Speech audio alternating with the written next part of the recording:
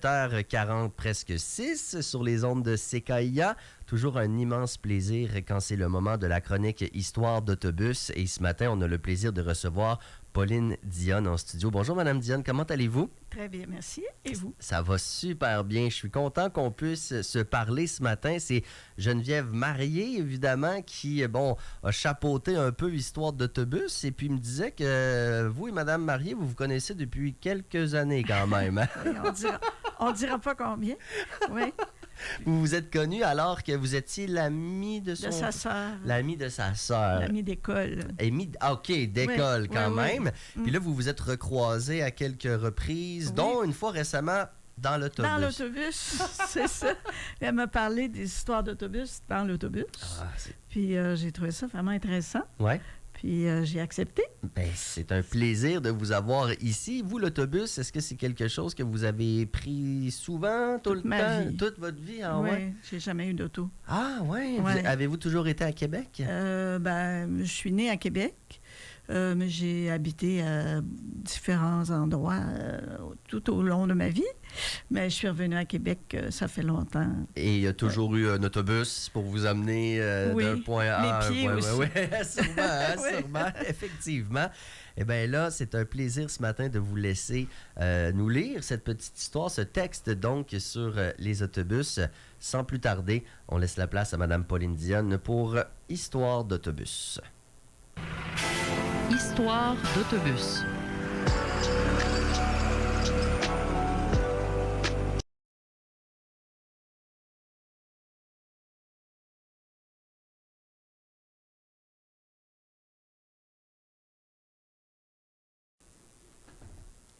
C'était le 4 février 2025. Il faisait vraiment très, très froid. La poudrerie nous soufflait au visage. Je montais l'avenue Bourg-Lamarque pour aller prendre l'autobus 11, direction Gare Fluviale. Des amis devaient venir me chercher à Lévis. Nous allions à un étrange rendez-vous. Un ami, un ancien grand amour, avait demandé à recevoir la mort comme on reçoit un cadeau. Nous allions assister à cet événement émouvant. J'étais malheureuse, au bord des larmes, accablée. En plus, j'avais, du moins je le pensais, manqué mon autobus qui me permettrait d'attraper le bon traversier pour mon rendez-vous. J'attendais en grelottant dans l'abribus quand un homme y est entré. Taille moyenne, âge moyen, manteau de laine et tuque foncé. Bonne bouille. La conversation s'est entamée. Un homme anglophone au français impeccable. Profond, intéressant, voyageur comme moi. On a grimpé dans l'autobus tout en continuant notre conversation passionnante. Joseph, tel est son prénom, m'a réconforté sans le savoir jusqu'à sa descente. Rendu à la gare fluviale, j'ai foncé au guichet. Ouf, j'ai réussi de justesse à attraper le bon traversier.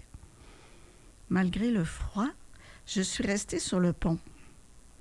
J'adore entendre le craquement des glaces quand le navire les pourfend. Le paysage était simplement féerique.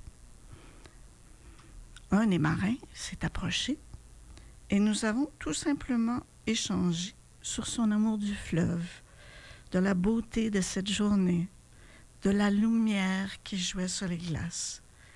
Froid, mais si beau. Je ne m'en tanne pas, m'a-t-il dit. On est resté longtemps ensemble à s'extasier et à placoter de tout et de rien. L'accostage était très long à cause des glaces accumulées, m'a-t-il appris. Je ne connais pas son prénom, mais lui aussi m'a réconforté sans le savoir. La magie lumineuse de ces deux êtres m'a donné un peu de courage et m'a soutenue. Rendu à la gare fluviale de Lévis, mes amis sont venus me chercher. Nous avons roulé en triste silence dans la poudrerie vers cet étrange rendez-vous.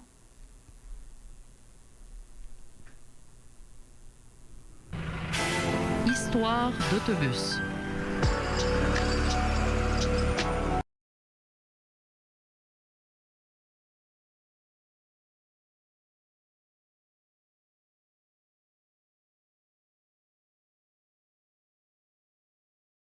Ça me touche beaucoup parce que il y a deux réflexions qui me viennent en tête. Je pense que c'est une phrase de peut-être Robin Williams, mais c'est peut-être pas le premier qui l'a dit, mais tu sais, qui dit « Vous savez jamais ce que la personne à côté de vous est en train de vivre. » Tu sais, chaque personne que vous croisez vit quelque chose, vit un défi, vit un combat probablement que vous ignorez complètement.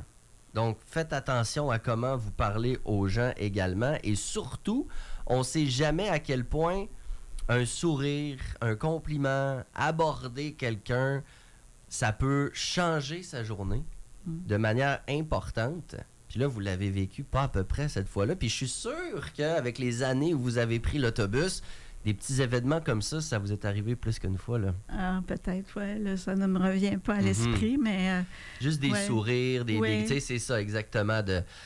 Je trouve ça très, très, très touchant. C'est une belle réflexion qu'on a ce matin. Et puis, je vous remercie beaucoup d'avoir pris le temps de venir nous la partager, Madame Diane. Ça a été un immense plaisir. C'est moi qui vous remercie. C'est un plaisir pour moi aussi. Passez une belle journée. Merci. Au revoir.